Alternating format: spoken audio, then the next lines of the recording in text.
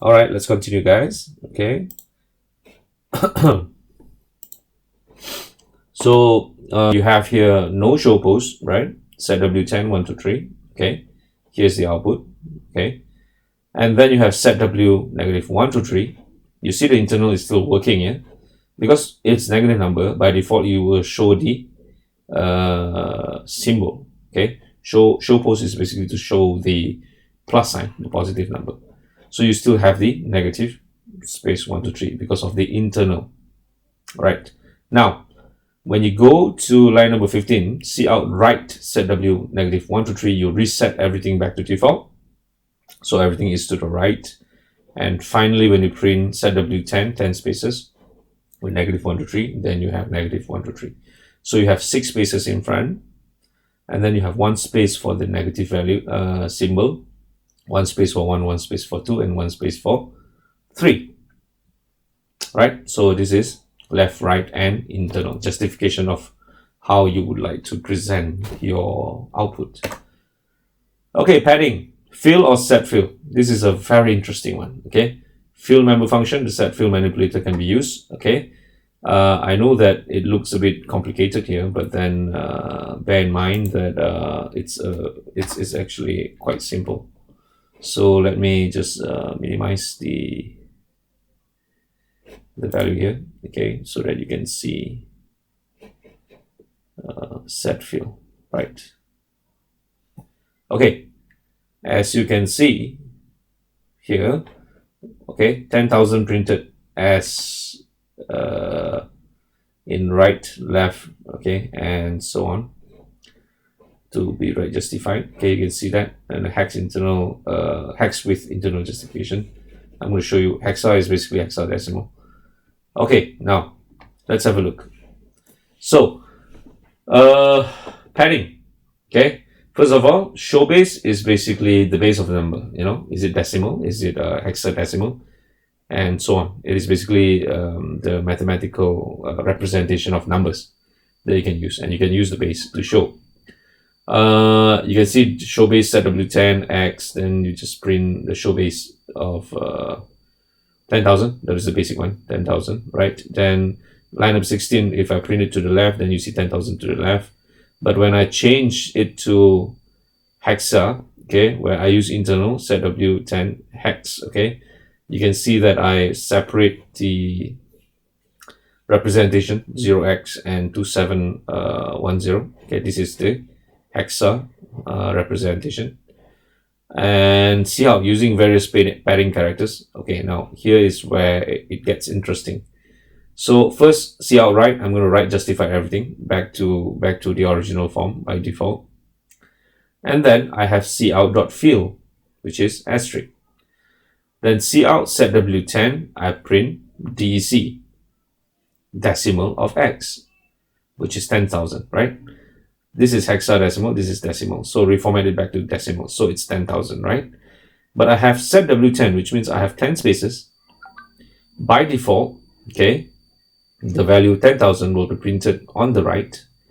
And whatever spaces that is empty in front here, okay, as you can see from the previous examples that we have done, it will be filled with the asterisk value. If I put here the ampersand value, then the ampersand will be filling in. If I put dash, it will be filling in with dash.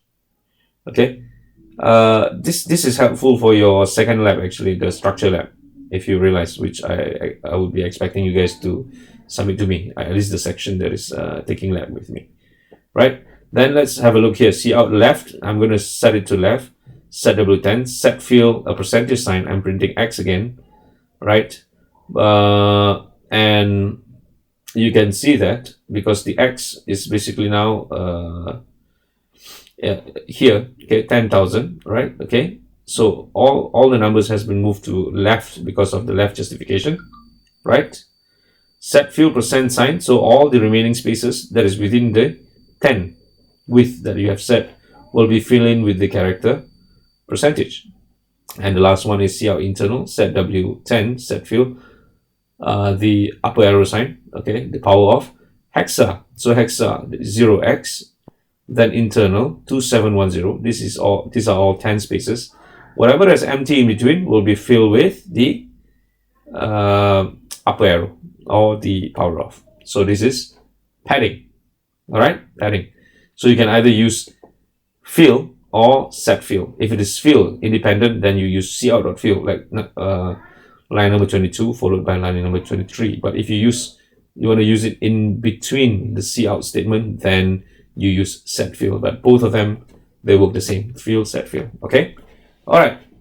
So let's go to the next one. Integral base, string base. I think you already know this because in the previous example, we have shown you what is decimal, hexa, octa. You can just convert the representation of a number by using these few commands, as easy as that. Okay. And show base and no show base, okay, has also been explained just now.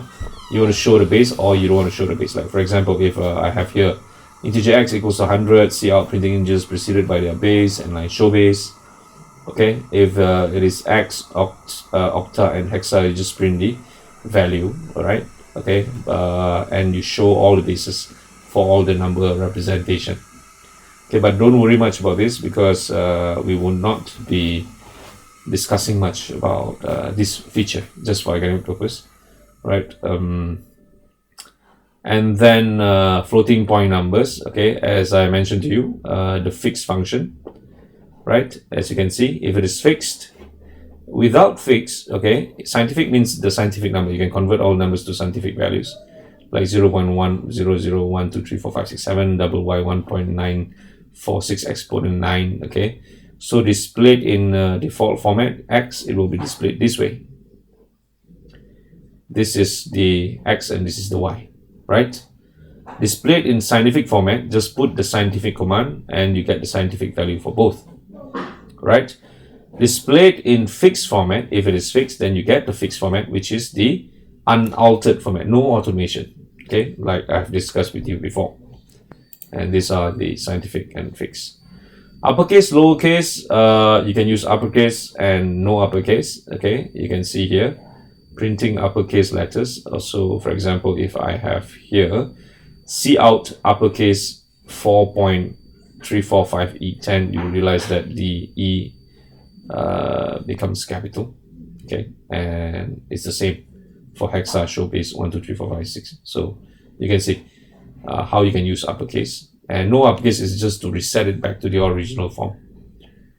Boolean, we have another one called boolAlpha, where you can actually display the Boolean value as string, because you know Boolean is basically integer values, either 0 or 1. 0 for false, 1 for true, right? Okay, but if you use boolAlpha, you can easily convert the 0 to false and 1 to true. And this is the example. Okay, so bool value false, here we start from a Boolean value is something, okay, and boolAlpha Boolean value, you can see here is true, right? It's 1, sorry, it's 1.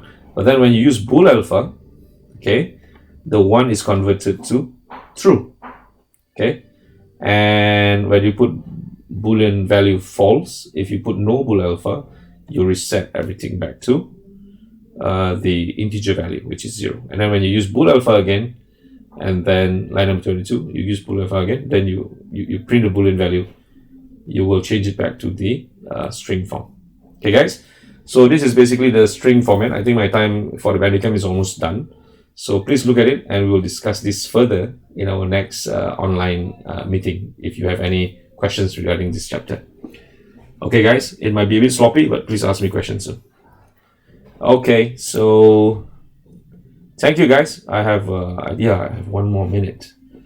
Okay, so I know this chapter is a bit too much of memorization. There are a lot of things that you need to remember, but I will soon let you know which function are the ones that we regularly use and which are the ones that we rarely use.